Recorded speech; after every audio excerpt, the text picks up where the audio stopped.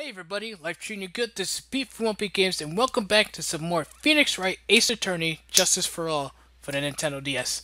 Last time, we continued into the trial, and we are starting to slowly find out the truth and get our memory back, because by now this is episode 4. You honestly should have watched the first, second, and third episode. Well, at least the first or second episode by this point.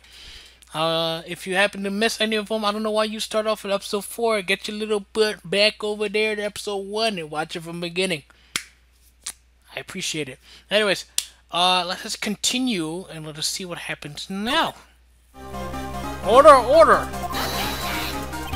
Your Honor, the defense is making a mockery of this court. Without any solid ground to stand on, you accuse the witness of being the murderer. Yeah, that's right. I'm no criminal. This third-rate fraud of a lawyer. In that case, why don't we look at it from a different perspective? Let's hear your explanation as to why you are not the murderer. Why, that's easy. For example, there's the name of the victim wrote. What about that? Oh, you mean the name Maggie? Yeah, even an idiot like you can read that, right? But we already know this was not written by the victim himself. After all, his name is Maggie with a Y, and the victim was left-handed. So basically you are saying that in order to make the defendant look guilty, the real criminal used the victim's right hand to write their name on the ground? But, wouldn't that mean that the real criminal was someone the defendant knew? Otherwise, how else would that person know her name was Maggie or Maggie? That's a good point. The witness didn't even know Miss Bird before the trial. Ah, I forgot. Was there any way this creep could have known Maggie's name beforehand? It would be best if I could prove that the witness had a chance to learn that the defendant's name was Maggie. Now, will the defense please present this case? How could the witness have known the defendant's name?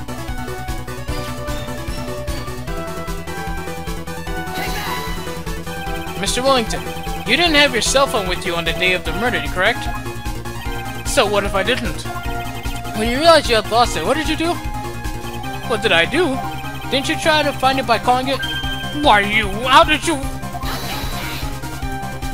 Your Honor, these questions have nothing to do with... Overruled.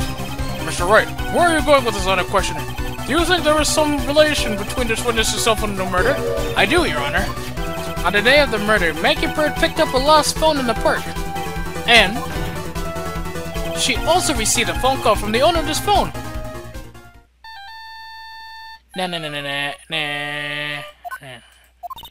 Hello? Oh, thank you. I've been searching for my phone. Is this yours? Oh, I'm glad you called. We can meet up and I can give you this back. I'll be right there. I'm sorry, I didn't catch your name. You can call me Maggie.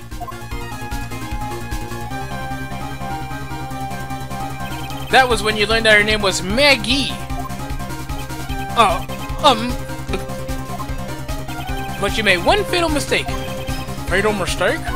My client's name is Maggie with a Y, but the name that was written on the ground was Maggie with an I-E. This is a mistake that could only occur if all you knew was what... This is a mistake that could only occur if all you knew was how her name sounded. Read! Damn it, read!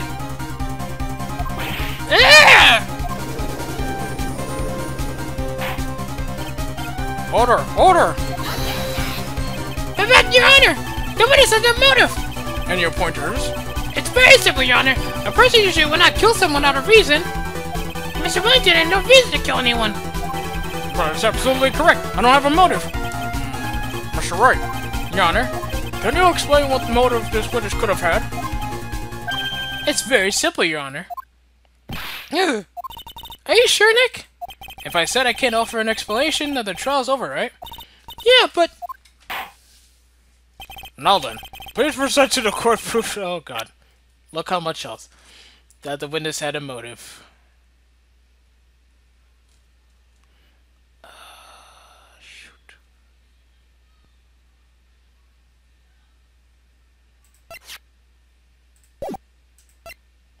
Take that! Mr. Wellington's motive is right here. What is this? A list? These phone numbers were pulled from the memory of the phone the defendant found. And we have determined that the people on this list are members of a certain group.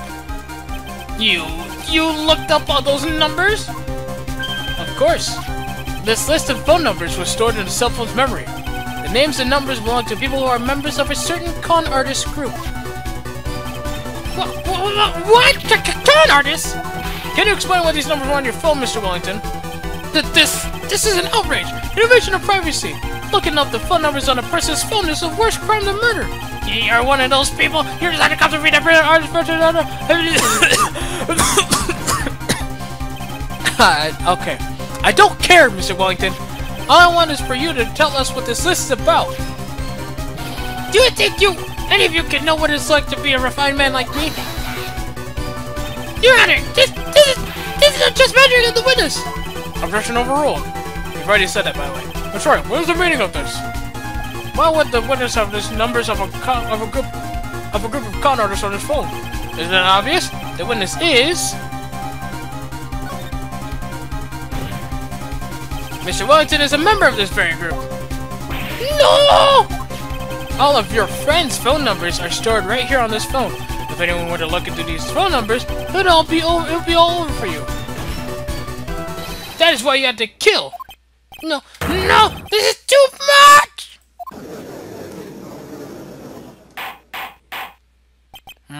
That does make quite a bit of sense. Well, Mr. Wellington, would you care to explain? I got you now. That police officer. Here we go again. Your Honor! What is it, Mr. Payne? Your Honor, this is just measuring on the witness. You said the same exact thing only a few seconds ago. But please, let's think about the cut to that phone call. Hello? Oh, thank you. We've already went through this. The defender already promised that she would return the phone. After that, all Mr. Wellington had to do was meet Miss Bird to get her phone back. Why then would he need to kill anyone? That is a valid point. What does the defense think about this point? If you think about it logically, then it makes sense. And maybe we should be thinking outside the box. Yeah, if we think like that, let's see. How are these people reading our thoughts? Stop it! Maybe that slimeball saw something at the crime scene that made him commit murder. Your thoughts, Mr. Wright? Well, I don't think Mr. Wellington went to pick up his phone in a very, very friendly manner. But he was promised his phone, so why would he have been unfriendly to defend it? I think he must have seen something that didn't agree with him when he got there. Well, then, Mr. Wright, what was this something that didn't agree with the witness?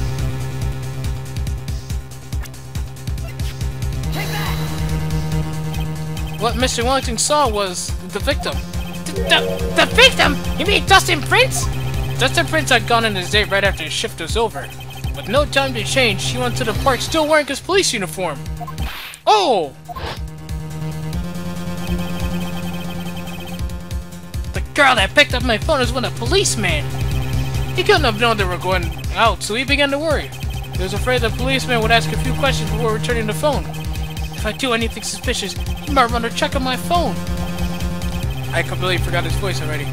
In his mind, it was possible they had already run a check on the phone. And he went into a panic, is what you're saying. Exactly. Officer Prince was murdered simply because he was in uniform. What a bold claim.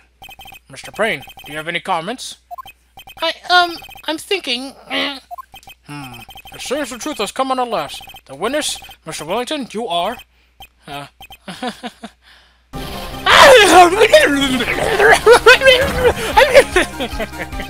Impressive. Not bad for a person with a third-rate education. What's that supposed to mean? Evidence! Evidence! That guy's really creeping me out. I was just been waving around and talking about this sufficient phone numbers. They're on that phone. But who's to say that phone is really mine? Where's your proof? Your evidence. You want proof that this phone is yours? I already told you earlier. That phone I've lost, I've already found it.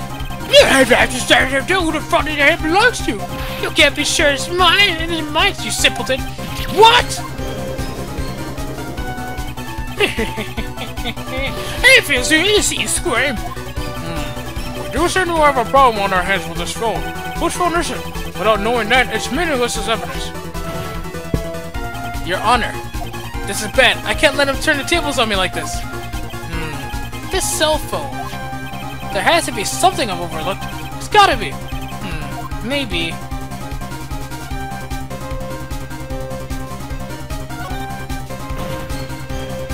I got it! We should check for fingerprints! Fingerprints? Yes, Your Honor. Mr. Wellington must have left some prints on this phone. Nick, don't you remember? You got that from Maggie, you wiped it off! I what? You said there was sand all over it, so... Wiped it? I wiped it? Pretty thoroughly, too. I've composed myself now. It's oh so much fun watching third-rate trash babble like morons amongst themselves. Ah! He's made a complete recovery. How many times do I have to say this? My phone is right here. You see? Oh, and incidentally, you can't check the numbers stored on this phone. It must have glitched because all the numbers magically disappeared. You've got to be joking. You erased all the numbers I was going to use as evidence. Mr. Wellington. What's this? From the way you talk to me, it sounds like you still have some fight left in you. Where did you finally get your cell phone?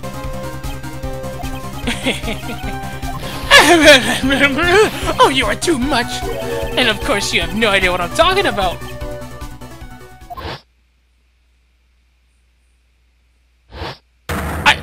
Oh my god! Now I remember!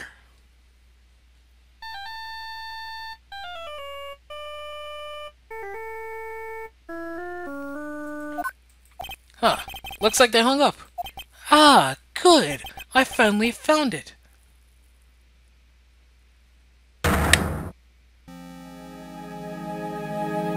So that's when... Tut. What's wrong, Mr. Attorney? Why the harsh glare in your eyes?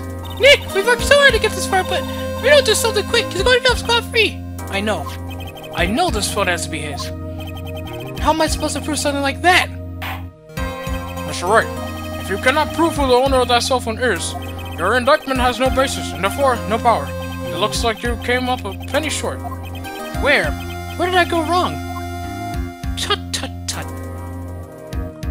Don't blame yourself. You're merely a third-rate lawyer. You only made one big mistake. Who are you? What are you? That's something you haven't figured out for yourself yet. Who I am? The court hereby concludes the cross-examination. If that will be all, I'll have to bid you gentlemen and ladies goodbye. I have a reservation at that ultra-fancy restaurant on the upper side of town. Thank you for your assistance. You've had a stressful day, so please, bon appetit. What am I supposed to do? Am I supposed to just let it go at that? Hold it! Please wait, Your Honor. Alright, Nick! I think I may be able to prove it. Prove it? Prove what, Mr. Wright? Everything. Your Honor! The cross-examination has already ended! If you question the witness without any more of his battering...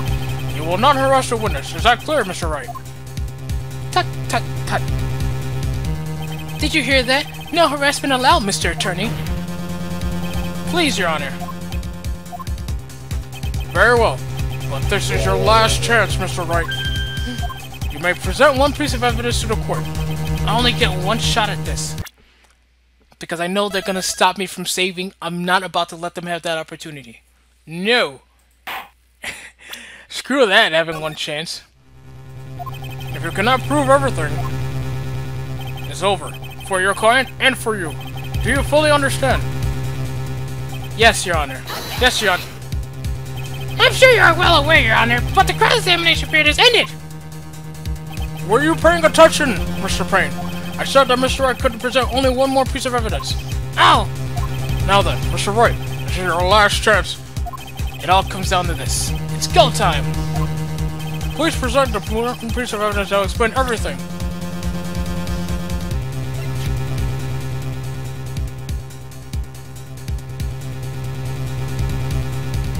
Take that! Why, thank you. How nice. Here, please have one of mine.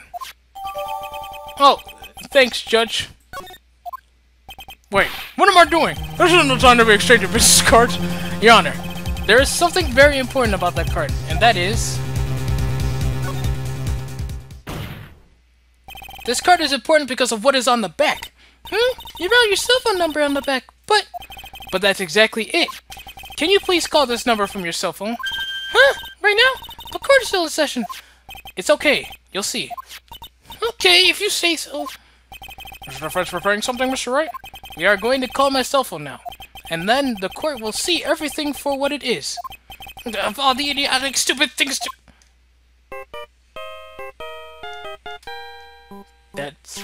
That song sounds familiar.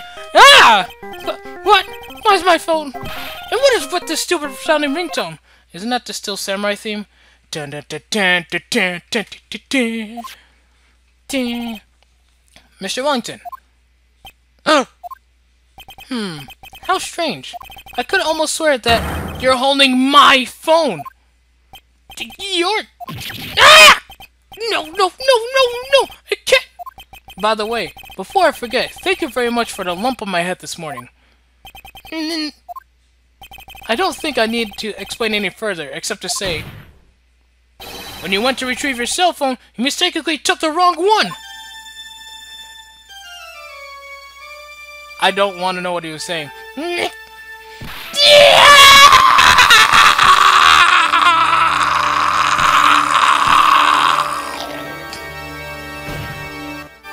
Dead.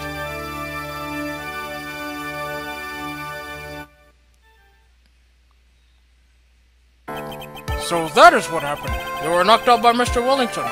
He is a man who lives on his pride and self-image alone. And in order to hide his involvement with the con artist group, he has become paranoid and has lost all ability to make rational judgments. Then Mr. Wright, the phone you're holding is Mr. Wellington's, naturally. Speaking of that man, how is he, Mr. Payne? He was arrested and has been taken away, Your Honor. Very well. Now then, this court finds the defendant, Maggie Bird, not guilty.